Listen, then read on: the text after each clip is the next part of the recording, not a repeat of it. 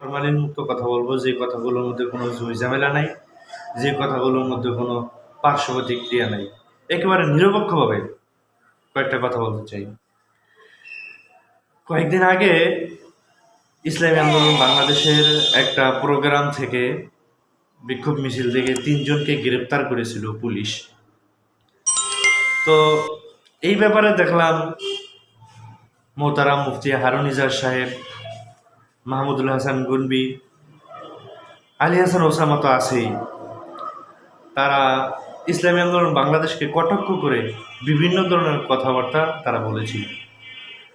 তারা ইসলামী আন্দোলন বাংলাদেশের উপরে বিভিন্ন তহমত দিচ্ছিল যে কালেমার পতাকাধারী কয়েকজন লোককে পুলিশ তুলে নিয়ে গেল, এক্ষেত্রে ইসলামী আন্দোলন বাংলাদেশের কোনো ভূমিকা ছিল না, তারা চিনে না, পুলিশের হাতে তুলে দিল। এছাড়া বিভিন্নভাবে তারা ইসলামী আন্দোলন বাংলাদেশকে কটাক্ষ করেছে। আপনি একটু নিরপেক্ষভাবে চিন্তা করেন তো, যারা এই বক্তব্যগুলো দিছে, হারুন ইজাজ সাহেব খুব সচেতন এবং বড় ধরনের আলেম। এরপরে মাহমুদুল হাসান গনবি, আলী হাসান ওসামা, যে এরা যে বক্তব্যগুলো দিলে, এরা একটু যাচাই বাছাই করছে ঘটনাগুলো।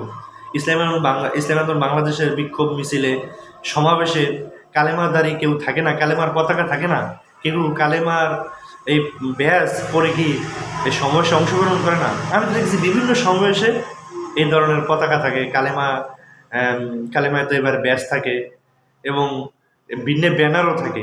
যেই সমাবেশ থেকে তাদেরকে তুলে নিয়ে গেছে, ওই সমাবেশেও ইসলামী আন্দোলন বাংলাদেশের বিভিন্ন নেতাকর্মীদের নিকটে এই কালেমা জড়ানো পতাকা ছিল, কালেমা খচিত তাদের নিকটেও এরকমভাবে ব্যাস ছিল।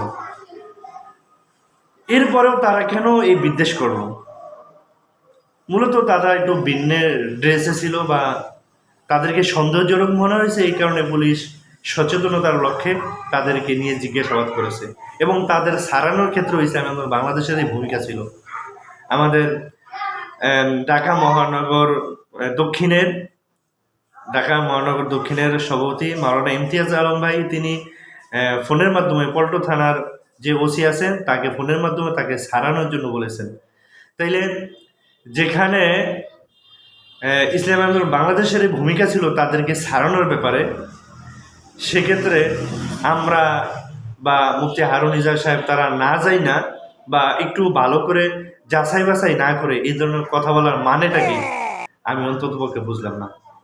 আমার মনে হয় তারা ইসলামী আন্দোলন বাংলাদেশ সম্পর্কে বিদ্বেষ সরানোর চেষ্টা করছে। তারা সুযোগ খুঁজছে কিভাবে তাদের বিরুদ্ধে বিদ্বেষ সরানো যায়।